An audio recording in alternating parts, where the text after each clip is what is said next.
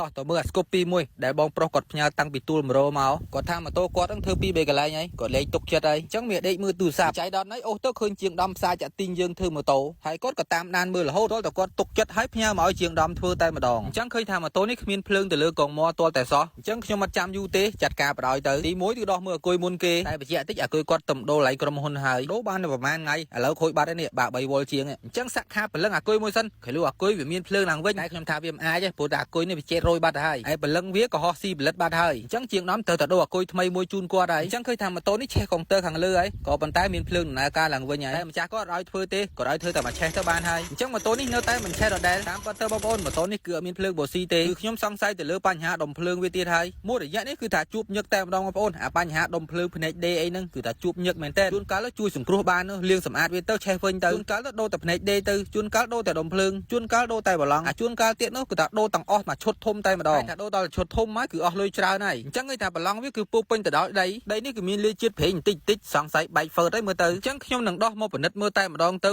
កុំឲ្យនៅសង្ស័យទៀតតោនោះគឺបែកហ្វឺតបឡង់មែនតើណាមានជាតិប្រេងហូរចេញមកបន្តិចធ្វើវាជប់អញ្ចឹងហើយបានជាដីហុយមកហ្នឹងវាអត់តាណាសោះវាហុយមកវាតាក់ជាប់តែម្ដងវាក្រាក់វាណែនបើសិនជាម៉ូតូយើងអត់បែកហ្វឺតអញ្ចឹងទេដីហុយយើងអាចផ្លុំបានតែถ้าបែកហ្វឺតលិចប្រេងហើយលាងវាមិនចេញទេផ្លុំវាមិនចេញទេលុះត្រាយើងលាងជាមួយទឹកសាប៊ូអញ្ចឹងនេះគឺជាវិធីយកហ្វឺតចេញយកកាម៉ូតូថ្មីមួយមកឬក៏ចាស់ក៏បានដែរឆាបវាស្រួលយើងតាក់មុខដូចកបកាយមកបុកវាលិចទៅហើយថ្ពក់វាក៏ធាក់ចេញក្រៅមកវាចេញហើយរបៀបដាក់ហ្វឺតចូលក៏អត់មានពិបាកដែរយកតែខ្សៀដោះប៊ូស៊ីម៉ាស៊ីនអាធំបន្តិចហ្នឹងយកមកសកត់ចូលបន្តិចទៅវាចូលអញ្ចឹងឃើញថាដុំភ្លើងយើងលាងបានស្អាតបាតហើយគឺឡើងខ្ចេញញញតែម្ដងក៏ប៉ុន្តែបងប្រុសបានឆាតមកខ្ញុំឲ្យខ្ញុំសម្អាតប្លុកកាទៀខ្សែពីនឲ្យស្អាតឲ្យទៅដើម្បីឲ្យវាស្រួលជិះជាងមុនអញ្ចឹងឃើញថាម៉ូតូយើងបានរៀបចំរួចរាល់ហើយតែរៀបចំរួចរាល់ហើយចេះជាងដំនឹងឲ្យបានលុយទៀតហើយជាងដំបានលុយដាក់អាជាក់ពេលងាយទៀតហើយព្រោះអីមួយរយៈនេះជាងដំអត់សូវបានដាក់អាជាក់ទេព្រោះថាជាងដំសំលុយតិចតែរៀងបានលុយវិញចេះហើយជាងដំដាក់អាជាក់រាល់ថ្ងៃវិញហើយជាងដំអាចខ្វះអាជាក់បានទេបងប្អូនអើយអញ្ចឹងវីដេអូមានតែប៉ុណ្្នឹងឯងសូមជម្រាបលា